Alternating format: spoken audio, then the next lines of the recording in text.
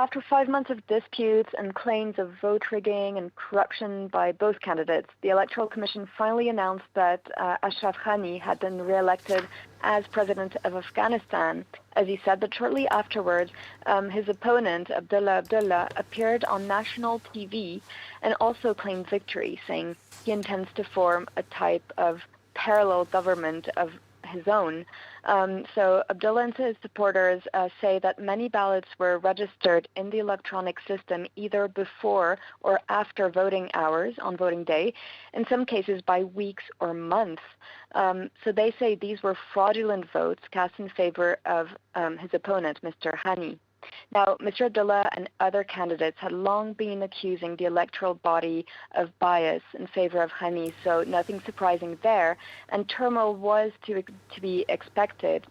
Just last week, for example, Abdel Rashid Dostum, a former warlord who's also a member of the current government, had actually warned that if Mr. Ghani was announced as the winner, Mr. Abdullah would probably announce a parallel government.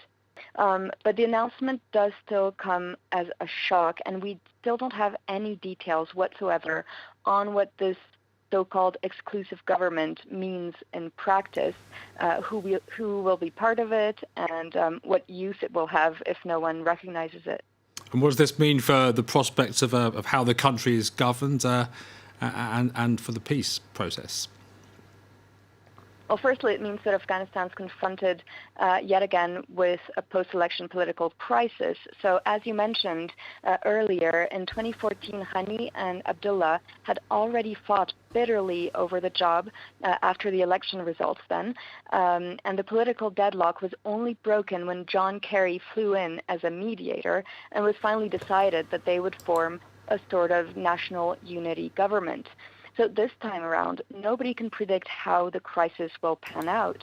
And it's quite difficult at this very early stage to make out what's going to happen, what exactly Abdullah means by creating his own government, which, again, no one will recognize. But what's certain is that it will hinder the smooth running of the government, and it will also impact the ongoing negotiations between the Taliban and the United States.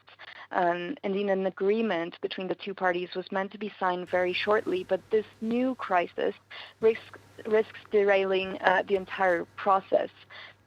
So just an hour ago, just to give an idea, the Taliban issued a statement saying they reject the election results, and they conclude that they'll continue fighting as long as the U.S. remains in Afghanistan, and I quote, until all Afghans are afforded the opportunity to live in an independent and pure Islamic government. So, and a main end goal of the potential U.S. Taliban deal is the opening of talks between the armed group and the government.